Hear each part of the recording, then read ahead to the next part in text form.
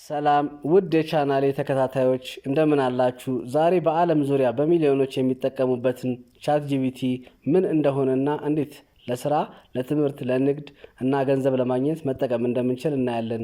ብዙ ሰዎች ቻት ጂፒቲን እንደ ተራ ጥያቄ መልስ ሰጪ ያስባሉ። ነገር ግን በትክክል ከተጠቀሙበት የግል አማካሪ፣ የንግድ ረዳት፣ ጽሑፍ አዘጋጅና የትምህርት አጋር ሊሆን ይችላል። ስለዚህ ቪዲዮውን እስከ መጨረሻ ተከታተሉ። ክፍል 1 ቻት ጂፒቲ ምንድን ነው? በመጀመሪያ ቻት ጂፒቲ ምንድን ነው? ቻት ጂፒቲ በአርቲፊሻል ኢንተለጀንስ ወይም በኤአይ የተገነባ የውይይት ረዳት ነው። ሰው እንደሚናገር በጥያቄ ትጠይቀዋለህ፣ እሱም መልስ ይሰጥሃል። ለምሳሌ ለመስራት ያሰብከው ማንኛውም ንግድ እንዴት ልጀምር፣ ወይም ሲቪ አዘጋጅልኝ፣ ወይም ይህንን ጽሑፍ ወደ እንግሊዝኛ ተርጉምልኝ ብለህ ልጠይቀው ትችላለህ። ክፍል 2 ቻት ጂፒቲ እንዴት መጠቀም እንጀምር።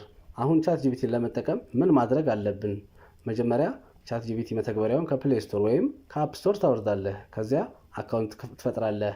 ከገባህ በኋላ ጥያቄዎችን መጻፍ ትጀምራለህ። እዚህ ብዙ ሰዎች የሚሳሳቱት ነገር አለ።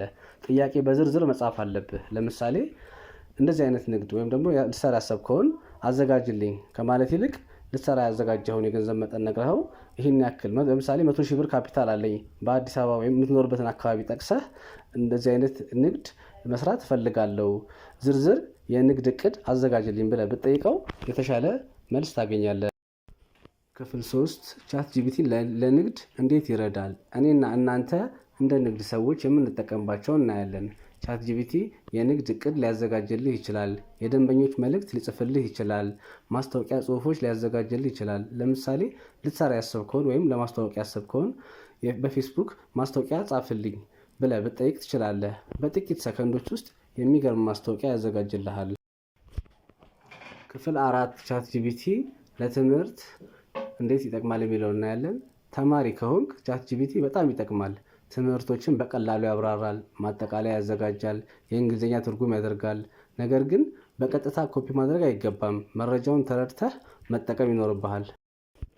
ክፍል 5 ቻት ጂፒቲን ተጠቅመን ገንዘብ ማግኘት እንዴት እንደምንችል እናያለን። አሁን ብዙ ሰዎች የሚጠይቁት ጥያቄ ቻት ጂፒቲ ተጠቅመ ገንዘብ ማግኘት እንችላለን ወይ? መልሱ አዎ ነው። ነገር ግን ቻት ጂፒቲ በራሱ ገንዘብ አይሰጥም።